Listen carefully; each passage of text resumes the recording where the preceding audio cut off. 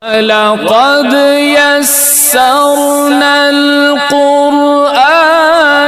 للذكر فهل من مدكر الحمد لله رب العالمين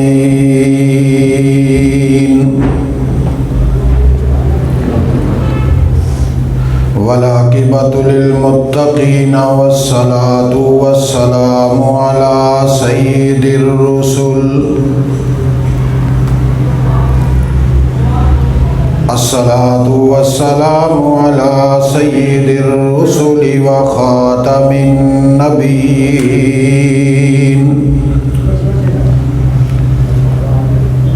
وعلى آله وأصحابه الطيبين الطاهرين لا سيما على الخلفاء الراشدين المهديين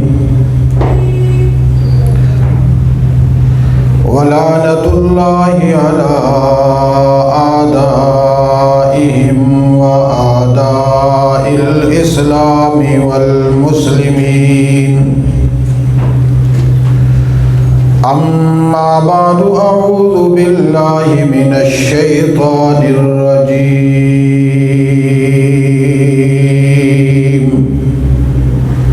بسم الله الرحمن الرحيم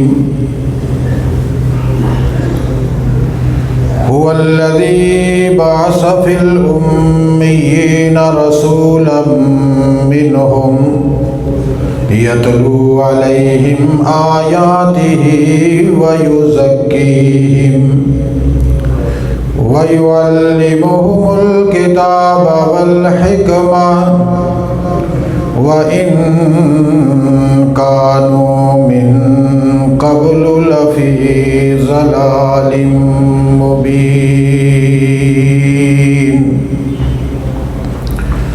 قال الله تبارك وتعالى في مقام آخر لقد كان لكم في رسول الله أسوة حسنة صدق الله العظيم اللهم صل على سيدنا ومولانا محمد وعلى آل سيدنا ومولانا محمد وبارك وسلم وصل عليه صلاة دائما أبدا أبدا على حبيبك خير الخلق كلهم هو الحبيب الذي ترجى شفاعته لكل حول من الأحوال مقتحم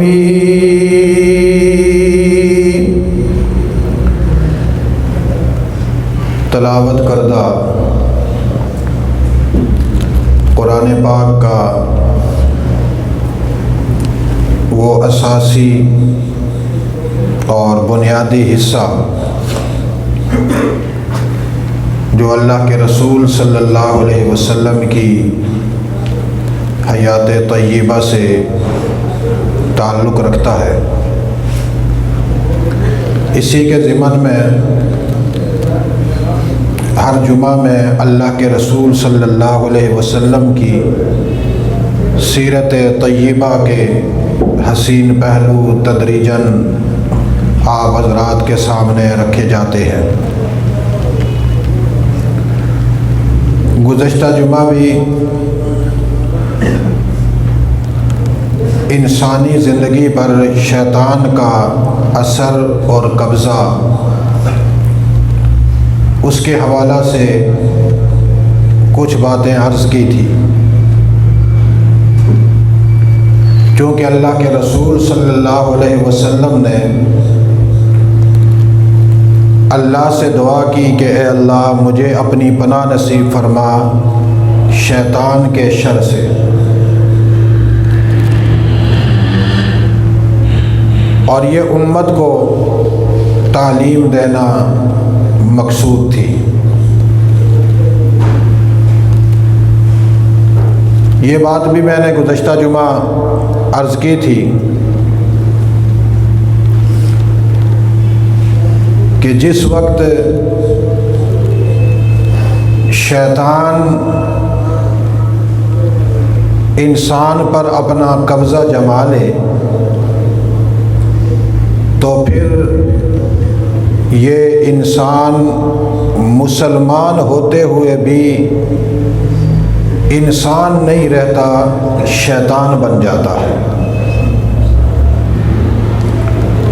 کیونکہ انسان اس ظاہری وجود کو نہیں کہتے، انسان اپنی ان صفات کے ذریعے سے انسان بنتا ہے جن صفات کو انسانی صفات کہا جاتا ہے۔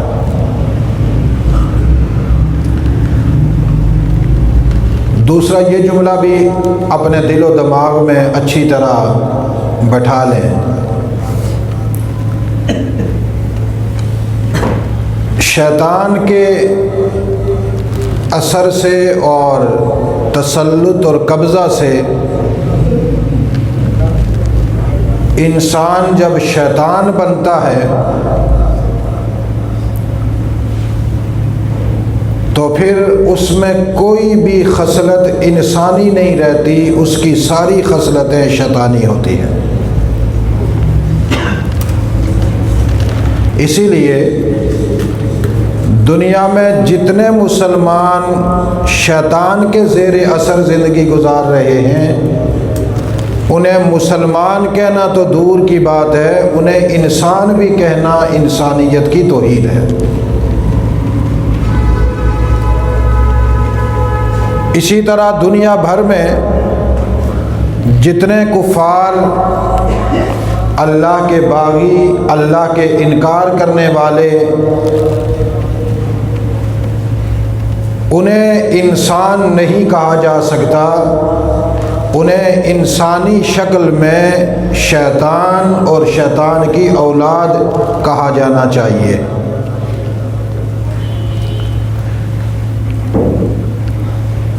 اب آپ کہیں گے کہ ہم تو ان کے ظاہری خد و خال اور ان کی جسمانی ساخت، ان کی تخلیق، ان کی پیدائش اور ان کی جنس کو دیکھ کر انسان کہتے ہیں اور انہیں انسان ہی کہا جانا چاہیے۔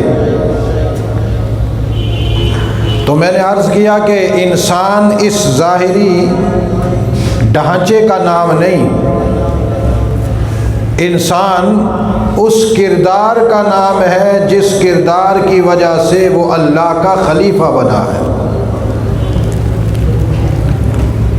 اللہ نے ملائکہ سے جو کہا تھا کہ میں زمین پر اپنا خلیفہ بنانے لگا ہوں، خلیفہ کا معنی ہوتا ہے نائب،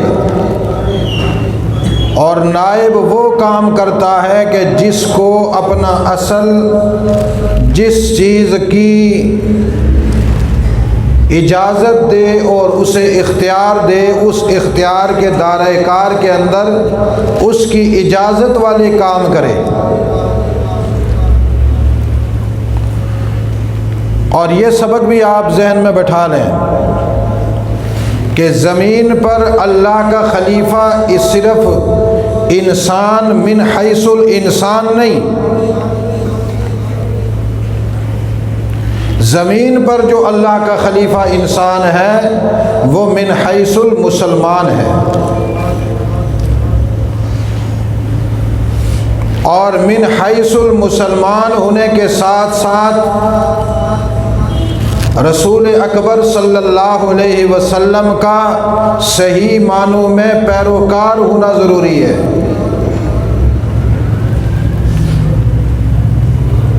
یعنی جو انسان اپنے آپ کو انسان کہلائے اور مسلمان نہ ہو وہ بھی اللہ کا خلیفہ نہیں۔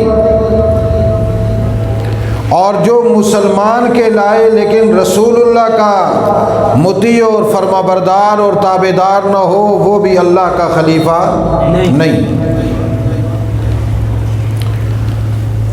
اللہ کا خلیفہ بننے کے لیے ضروری ہے کہ اللہ کے متعین کردہ خلفاء کی پیروی کی جائے، اور اللہ نے تمام انبیاء اور رسولوں کو اس کائرخانہ عالم میں اپنا نائب اور اپنا خلیفہ بنایا۔ سب سے آخر میں امام الانبیاء حضرت محمد الرسول اللہ کے نائب اور اللہ کے خلیفہ بنے، اور پھر اللہ نے اور خود رسول اللہ نے اپنی امت کو اللہ کا نائب اور خلیفہ بنایا، اس قید اور شرط کے ساتھ کہ جو اللہ کے نبی کا پیروکار ہوگا، پابند ہوگا ان کے دین کا، وہ اللہ کا نائب اور خلیفہ ہوگا۔ اور یہ بات بھی اچھی طرح اپنے ذہن میں بٹھا لیں۔ بعض دفعہ لوگ کہہ دیتے ہیں انسان اشرف المخلوق ہے، انسان اشرف المخلوقات نہیں۔ جسے دنیا انسان کہتی ہے یہ انسان اشرف المخلوقات نہیں، وہ انسان اشرف المخلوقات ہے جس کو اللہ انسان کہیں اور محمد الرسول اللہ اس کی تصدیق کرے، اور اللہ اسی کو انسان کہتے ہیں جو حضرت محمد الرسول اللہ کا تابع دار اور فرما بردار ہو۔ اسی لیے جب کبھی کبھی اہل علم علماء اللہ اور اللہ کے رسول کے باغیوں کو جب نشانہ بناتے ہیں تو بہت سارے دیندار ناراض ہو جاتے ہیں، جی وہ تو اشرف المخلوقات ہے، اس کو آپ نے کیوں یوں کہا، ہے تو آخر انسان۔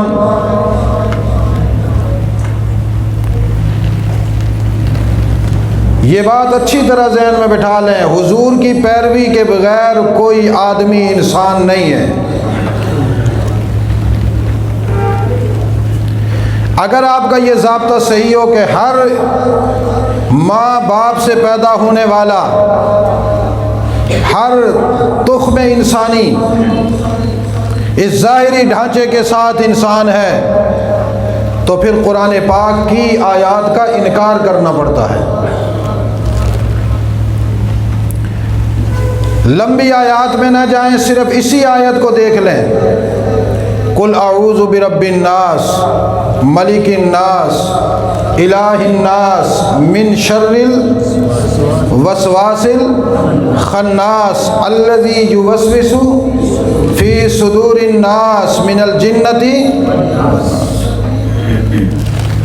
یہ جو خناس کہا گیا ہے من الجنۃ والناس ہے، کچھ خناس جنوں میں سے ہیں اور کچھ خناس وہ ہیں جو اپنے آپ کو انسان کہلاتے ہیں۔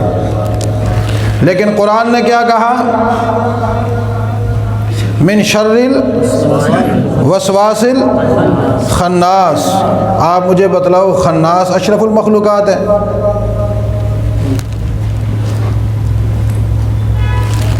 تو قرآن کہتا ہے کہ یہ اللہ اور اللہ کے رسول کے باغی خناس ہیں،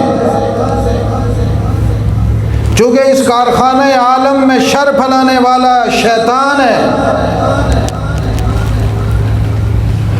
اسی لیے حضور نے یہ دعا کی، اللہم انی اعوذ بک من شر الشیطان، اور یہاں پر ہے من شر الوسواس الخناس۔ یہ جو خناس ہے اس کا جو شر ہے وسوسوں والا، اب وہ وسوسے دلوں میں پیدا کیے جاتے ہیں، کانوں کے ذریعے سے، آنکھوں کے ذریعے سے، زبان کے ذریعے سے۔ وہ بولتا ہے، یہ سنتا ہے، وہ دکھاتا ہے، یہ دیکھتا ہے، وہ بتلاتا ہے، یہ سوچتا ہے، اور پھر شیطان کی پیروی کر کے اس کی ترجمانی کرتا ہے، بظاہر انسانی ڈھانچے میں ہوتا ہے، لوگ کہتے ہیں کہ یہ اشرف المخلوقات ہے، لیکن اللہ کہتے ہیں اشرف المخلوقات نہیں، یہ خناس ہے۔ اسی لیے میں اپنے ان مسلمانوں کو کہا کرتا ہوں، ہر انسانی ڈھانچے کو، دو ٹانگوں پہ چلنے والے کو، لمبے تڑنگے کو انسان نہ سمجھا کرو۔ جنہیں تم انسان سمجھتے ہو، میں انہیں خنزیر سے بدتر شکل میں دیکھ رہا ہوتا ہوں۔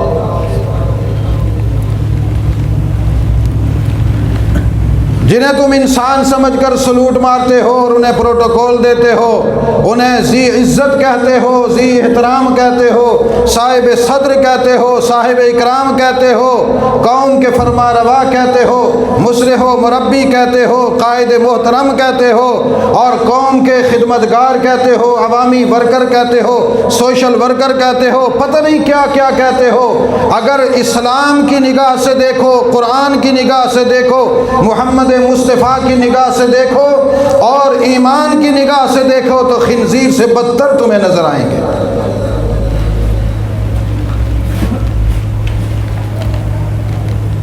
اس لیے یہ بات اپنے ذہن میں بٹھا لیں، ہر اس ڈھانچے والا انسان نہیں ہوتا۔ انسان کون ہوتا ہے؟ جو حضور کا، جس پر شیطان کا اثر نہ ہو، آسان لفظوں میں، جس پر شیطان کا اثر نہ ہو، شیطان کا تسلط نہ ہو، شیطان کا قبضہ نہ ہو، شیطان نے اس کو اپنی گرفت میں نہ لیا ہوا ہو۔ اور میں نے یہ بتلا دیا تھا کہ شیطان کی گرفت ہم پر ہے یا نہیں، ایک چھوٹا سا نسخہ قرآن نے بیان کیا۔ ہم ذرا یہ دیکھیں کہ ہمارے دل میں اللہ کی یاد ہے، زبان پر اللہ کا ذکر ہے، دماغ میں اللہ کی فکر ہے، تو شیطان کا اثر نہیں۔ اور اگر یہ چیز ہم میں نہیں، ہم زبان سے دوسروں کی تعریفیں کرتے ہیں، دماغ میں کچھ اور سوچتے ہیں، دل میں کچھ اور لیے پھرتے ہیں، تو پھر شیطان کا اثر ہے ہم پر۔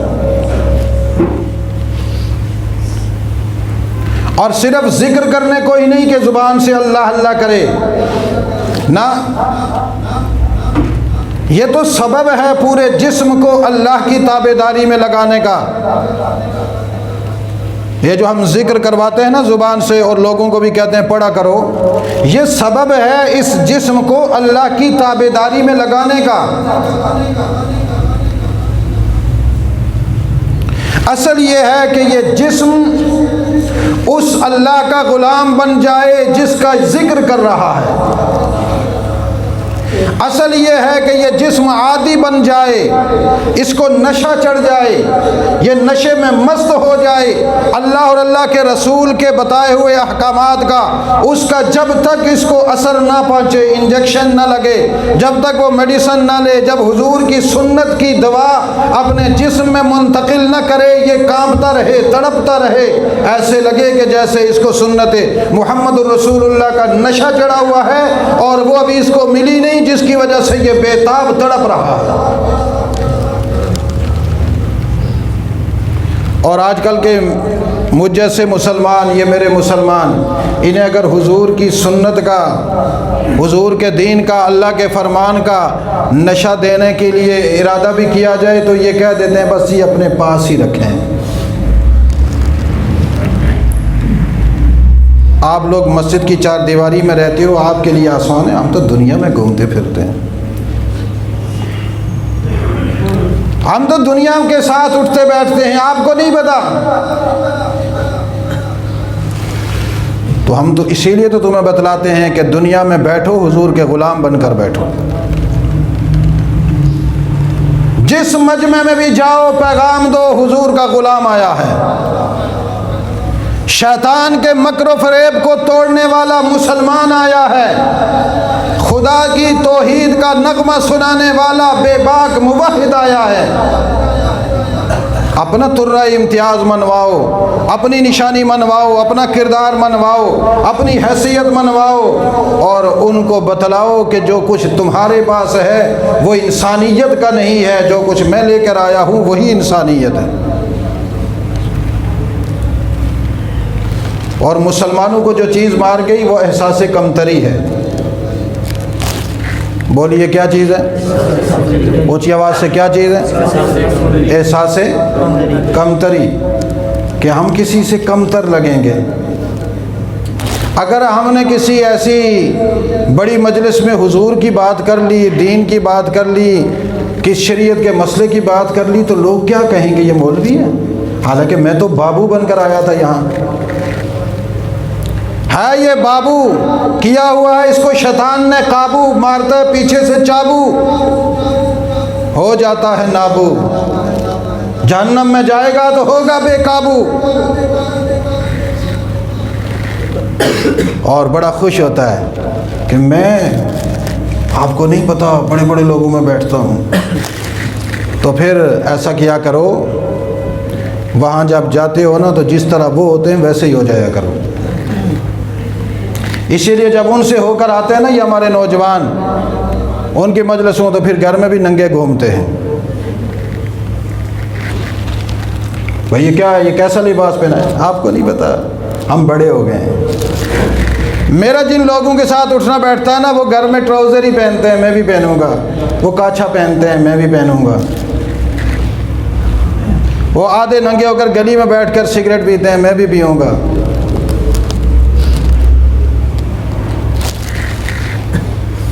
وہ جو کہ خبیث ہیں میں بھی خبیث بنوں گا۔ اور اس وقت نہ باپ کا اثر چلتا ہے نہ ماں کا اثر چلتا ہے۔ ماں بھی بے غیرت ہوئی ہوتی ہے، باپ بھی بے غیرت ہوتا ہے، اس کو پتہ نہیں ہوتا کہ بچوں کو لباس کیسا سمجھایا جائے، سکھایا جائے۔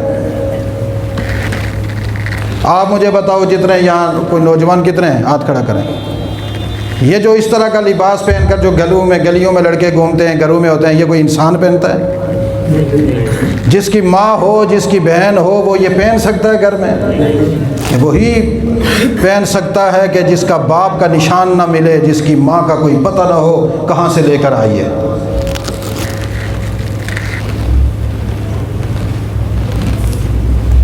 حیا والے لوگ، خاندانی نسل رکھنے والے، خاندان کی پہچان رکھنے والے، ہمارا نسبی خاندان سے ہٹ کر ہمارا حسبی خاندان بھی ہے، اور وہ خاندان محمد الرسول اللہ سے جا ملتا ہے، جہاں ہمارا اپنا خونی خاندان ہماری وقار کی نشانی ہے، وہاں پر ہمارے نبی کا دین ہمارے وقار کی نشانی ہے۔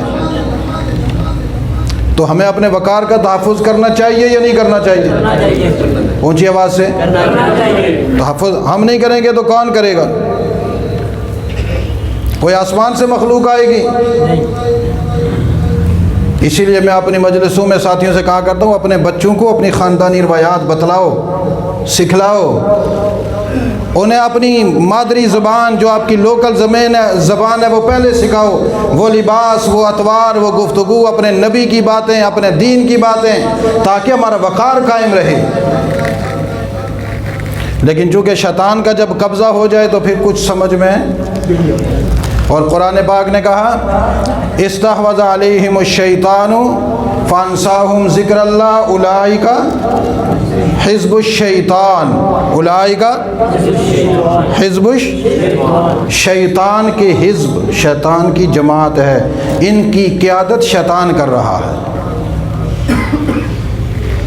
اور جب شیطان قائد بن جائے تو مسلمانوں کی حالت زار کیا ہوتی ہے پتہ ہے؟ قرآن پاک نے ایک منظر پیش کیا ہے، اس بات کو ذرا سمجھنا، پھر آپ کو ذرا آسانی سے بات سمجھ میں آئے گی۔ جو لوگ دنیا میں سود کے حلال ہونے کے قائل ہیں، سود کا کاروبار کرتے ہیں، سود میں ملوث ہیں، ربا کے ساتھ ان کی زندگی گزر رہی ہے، جب اللہ کے دربار میں ان کو کھڑا کیا جائے گا تو اس وقت ان کو دورے پڑیں گے، یہ گریں گے۔ جیسے دنیا میں کسی آدمی کو جن چمٹ جائے چھو جائے تو آدمی کو دورہ پڑتا ہے نا، وہ گر جاتا ہے۔ قرآن کہتا ہے یتخبطہ الشیطان من المس، جیسے شیطان انسان کو چھونے سے تخبط کر لیتا ہے، اس کو مخبوط الحال بنا دیتا ہے، اس کی دماغی صلاحیت چھین لیتا ہے، وہ سوچ نہیں سکتا، سمجھ نہیں سکتا، اس پر جنون کے دورے پڑنے شروع ہو جاتے ہیں۔ اللہ نے مثال دی کہ جیسے دنیا میں کسی کو جن چمٹ جائے اس کو دورے پڑتے ہیں یا نہیں پڑتے، اور اگر دورہ پڑا ہوا ہو اور جو باتیں وہ کرے تو لوگ کیا کہتے ہیں، اس کا جن ہے، اصل میں اس کے اوپر جن ہے، یا خود نہیں بول رہا، ایسا ہی ہے، یا وہ خود بول رہا ہوتا ہے۔ قرآن نے کہا یتخبط الشیطان من المس، کیوں؟ ذالک بانہم قالوا انما البیع مثل الربا، یہ وہ لوگ ہیں جو شریعت کے مسئلے پر اپنی عقل چلا کر مسئلہ بیان کرتے تھے۔ قالوا انما البیع مثل الربا، یہ کہا کرتے تھے دیکھو اللہ قرآن کہتا ہے جی ربا حرام ہے، انما البیع مثل الربا، یہ جو عام تجارت کرتے ہیں نا ہم، یہ اور اس ربا میں تو کوئی فرق نہیں ہے۔ ہم چینی بیچ کر بھی پرافٹ لیتے ہیں، تو کسی کو پیسے دے کر پرافٹ لے لیں تو کیا ہوا ہے، تو پرافٹ ہے۔ ہم اگر لوہا بیچ کر پرافٹ لے لیتے ہیں، یہ بیع ہے، تو اگر سونا دے کر اس کے بدلے میں ہم نے زیادہ سونا لے لیا تو کون سی کوئی بات ہے؟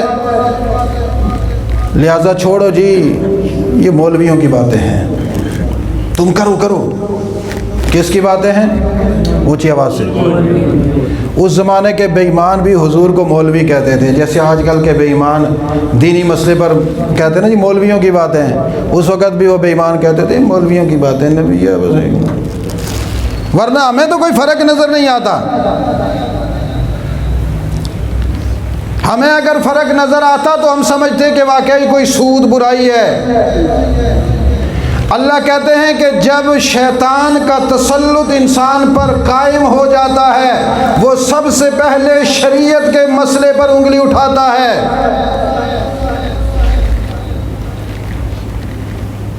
یہ جملہ دہراؤ ذرا، جب شیطان کا تسلط قائم ہوتا ہے، شیطان بندے کو چھو لیتا ہے، تو سب سے پہلے کس پہ انگلی اٹھاتا ہے؟ اونچی آواز سے، کس پہ؟ شریعت کے مسئلے پہ۔ اس کو اور کوئی کام نہیں ملتا، سارے کام مادر پدر آزاد ہو کے کر رہا ہوتا ہے۔ جب دین کا مسئلہ سمجھ میں آئے نا تو کہتا ہے نہیں، اصل میں بات یہ نا، یہ جو مولانا صاحب نے آج بیان کیا نا، اس میں یہ باتیں انہوں نے بالکل صحیح نہیں کہی۔ دوسرا کہے گا نہیں کہی تو صحیح ہے لیکن لہجہ ٹھیک نہیں تھا۔ تیسرا کہے گا الفاظ ٹھیک نہیں تھے۔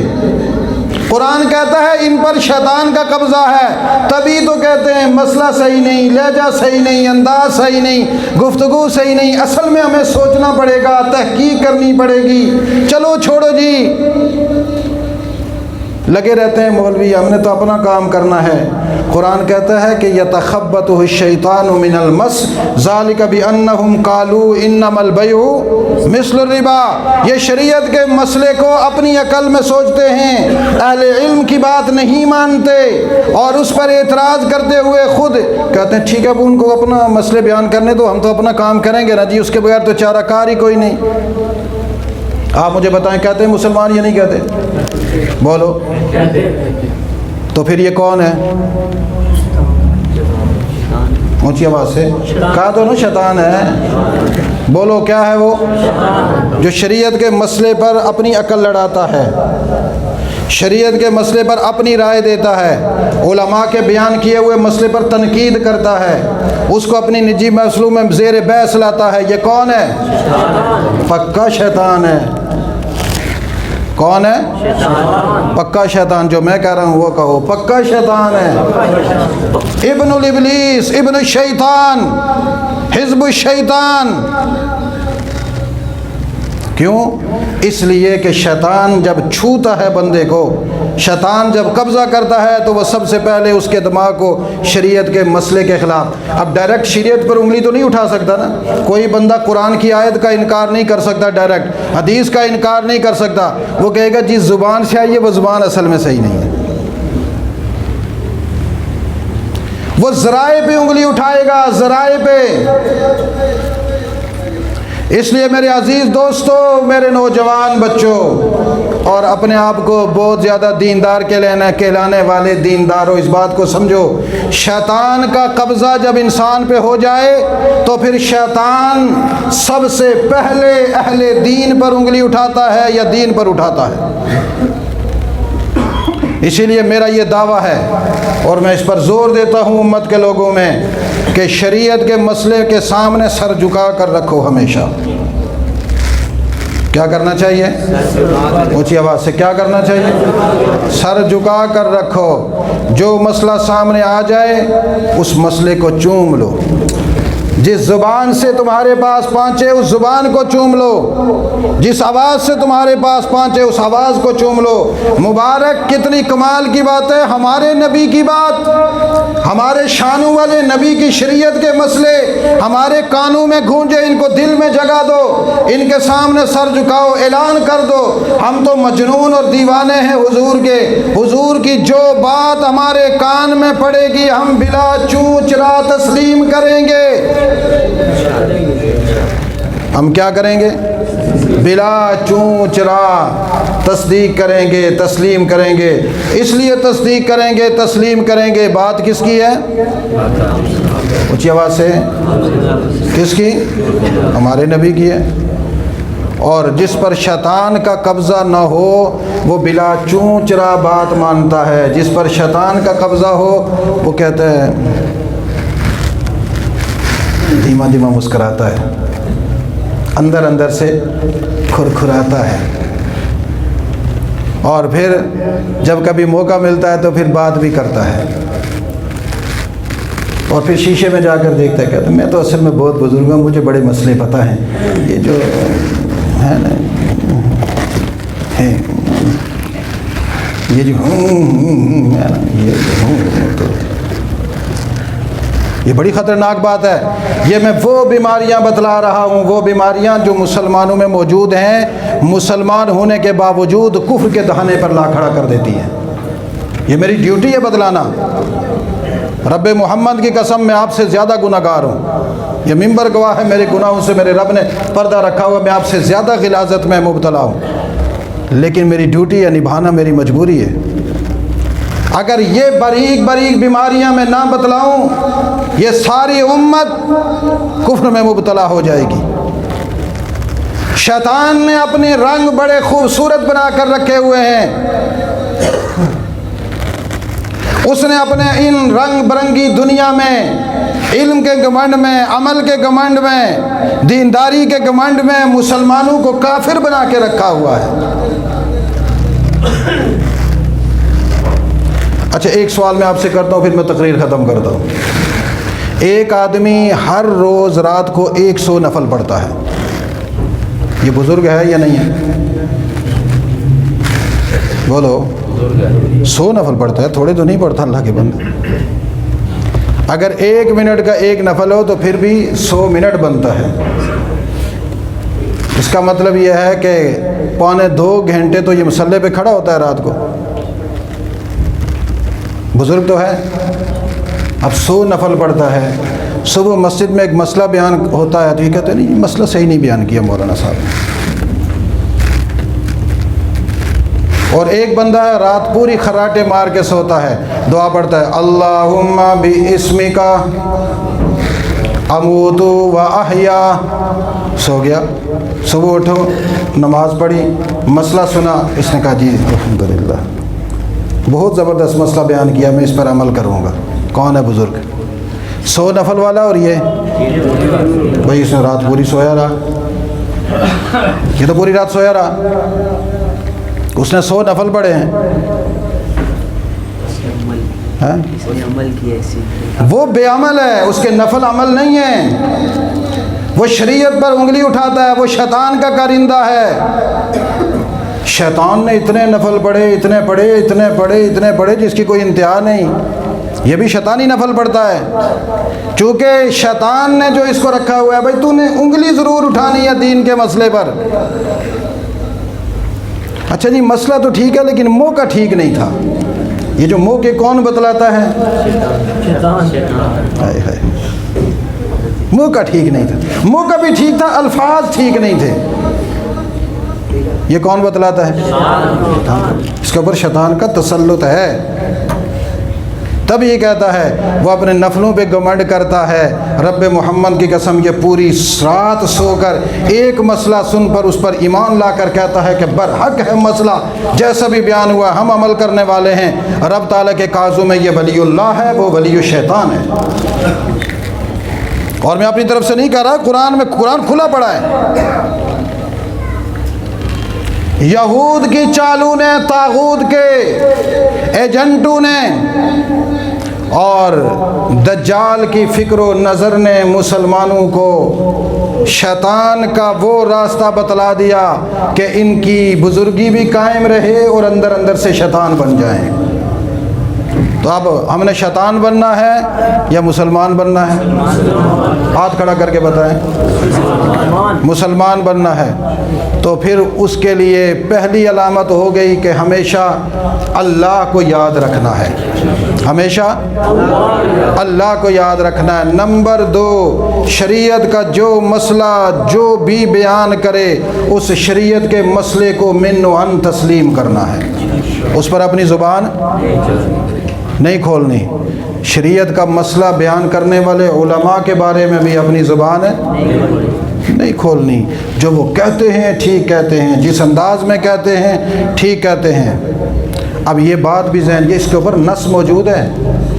یہ جو ہماری زبانیں ہیں نا، ہم آپ کی طرح انسان ہیں، لیکن اس زبان کی کنٹرول اللہ نے اپنے پاس رکھا ہوا ہے، ہمارا کوئی مسئلہ غلط نہیں ہوتا ہے، نص موجود ہے اس کے اوپر۔ العلماء ورثۃ الانبیاء، حضور کی حدیث منصوص ہے۔ یہ علماء انبیاء کے وارث، اللہ وارث بنائے، نبی وارث بنائے تو کیا آزاد چھوڑ دیتے ہیں؟ جہاں پر علم اللہ نے وراثتاً دیا وہاں پر زبان کا تحفظ بھی اللہ نے وراثتاً دیا ہے، وہاں پر زبان کا اونچی آواز سے، دماغ کا تحفظ بھی اللہ نے وراثتاً دیا ہے، دل کا تحفظ بھی اللہ نے وراثتاً دیا ہے، تبلیغ کا تحفظ بھی اللہ نے وراثتاً دیا ہے، تبشیر کا تحفظ بھی اللہ نے وراثتاً دیا ہے، اور اسی طریقے سے تنذیر کا بھی اللہ نے تحفظ وراثتاً دیا ہے۔ وہ سارے لہجے جو منبر سے بیان ہوتے ہیں وہ رب محمد کی قسم کسی نہ کسی نبی کا طریقہ کار ہوتا ہے، کسی نہ کسی نبی کا، اونچی آواز سے کیا ہوتا ہے؟ ہر عالم کسی نہ کسی نبی کے قدم پر اس طرح بیٹھا ہوتا ہے کہ اس کا مشرب، انداز گفتگو، اس کی تبلیغ کا انداز اس مشرب سے مل رہا ہوتا ہے جو ان گنت انبیاء دنیا میں آئے اور ان گنت صحابہ کرام دنیا میں آ کر چلے گئے۔ تو اس لیے شریعت کے مسئلے میں کبھی انگلی اٹھاؤ گے؟ سستی کرو گے؟ عمل کرنے کی کوشش کرو گے؟